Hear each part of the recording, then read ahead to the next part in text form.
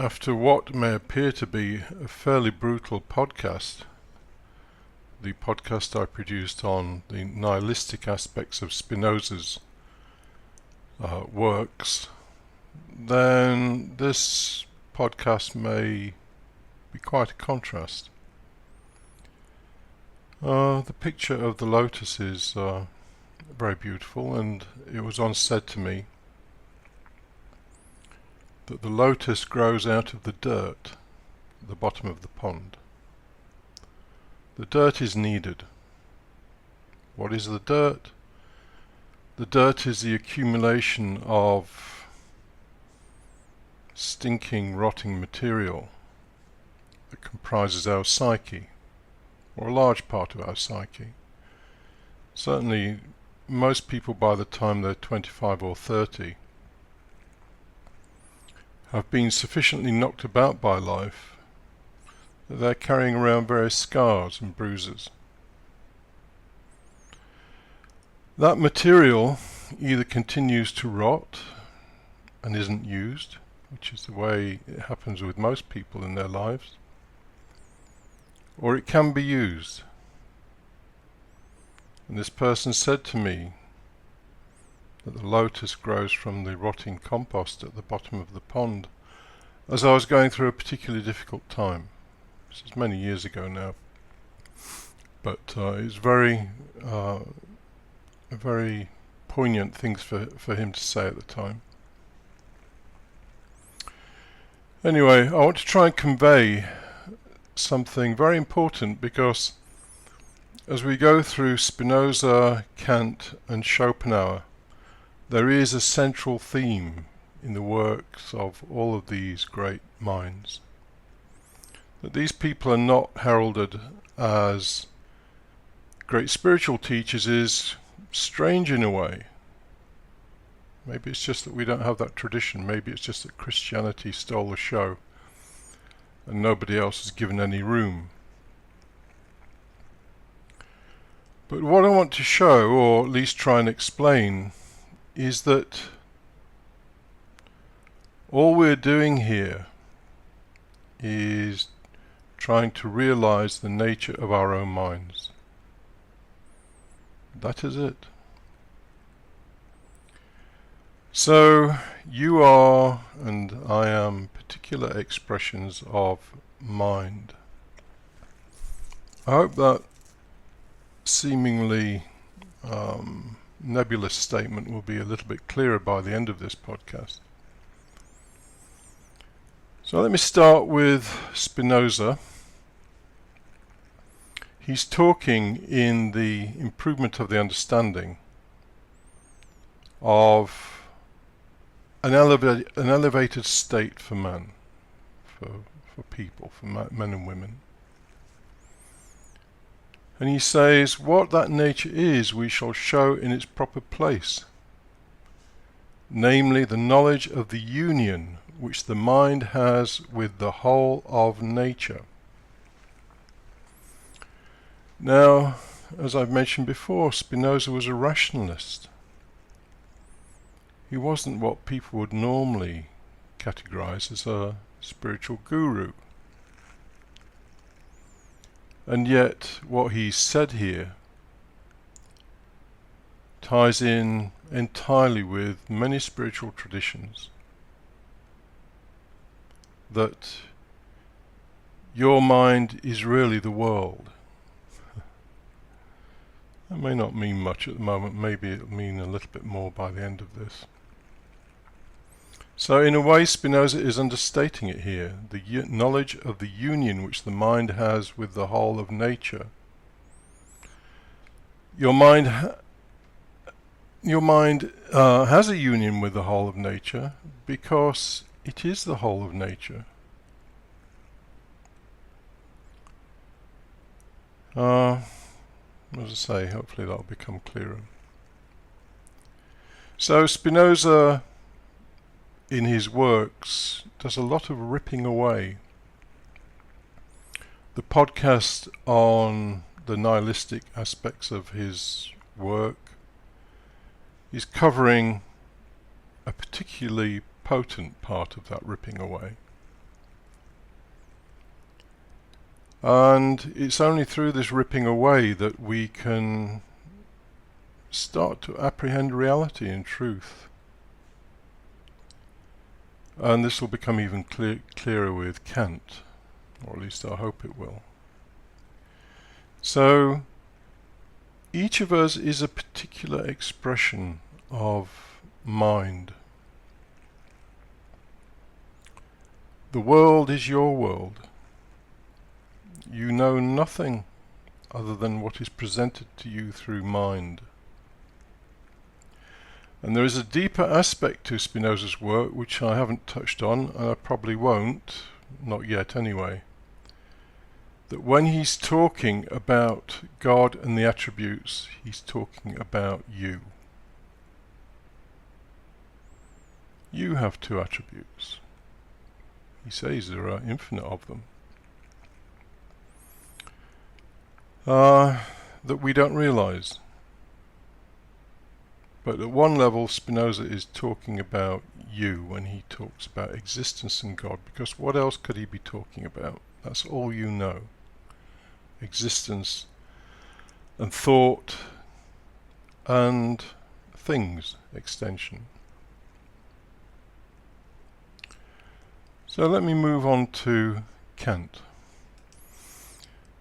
Kant is even more profound in my opinion, and because it's more profound, it's actually more difficult. And I would expect some people at least to drop out once they get onto Kant, because unfortunately there's no way to make some of it easy. Anyway, there's a quote here from this guy Robert Wicks. And Robert Wicks has written a book, an introductory book on Kant, which is actually worth getting hold of. It breaks the ice. It's fairly rudimentary, but it breaks the ice. And he wrote the book on Schopenhauer, which is a truly beautiful book, and he really, really understands Schopenhauer. Anyway, he says there is a distinct sense in Kant's view that when one apprehends a table or chair or a star, one can say, "That is me." What else is it? When you experience anything, it is your mind that is experiencing, and you know nothing outside that mind. So let's take music. Music is, at one level, just vibrations in the air. At another level, it's an eardrum being vibrated and that being interpreted in some way in the brain. But find that beautiful. Well, where's that beauty? It's not actually in the music, it's in you. If you don't find it beautiful, then it just happens to be the case that because of what you are and how you are, that doesn't create that sense within you. Same with art. Same with mathematics. You know, mathematics is quite beautiful in its own way. So, all we're ever doing in this work is discovering ourselves. Because the music is in you, the mathematics is in you, the art is in you, the world is in you. So all you are ever doing is discovering yourself. And I produced a whole podcast at one point on being passionate about self. And a man who I think is now dead or has died just told us all the only thing we should be passionate about is ourselves. Because why? Because all the treasure is in ourselves. It's not out there. So we're just continually discovering ourselves. This is what Spinoza allows us to do, to discover ourselves. This is what Kant does. This is what Schopenhauer does. So, you know, all the beautiful things like silence, and also all the painful things are within us. All we do is discover them. It's said in mathematics that mathematics is discovered. It's not invented, it's discovered. The greatest mathematicians of the day always say that. And it happens to be true, in my opinion. So this is a process of self-discovery, and the greatest tragedy on this planet, and unfortunately it's way too common, is that people do not discover themselves because they are endlessly distracted by external things, what they believe to be external.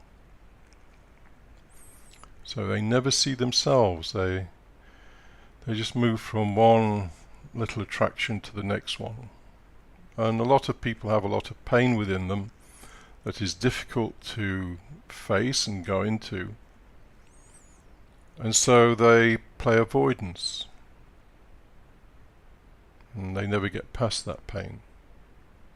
Because the pain is part of us as well. So let's have a look at what Schopenhauer says about this. Well, one of the most profound sentences, 5 words in the whole of philosophy is, "The world is my representation." You don't know any other world.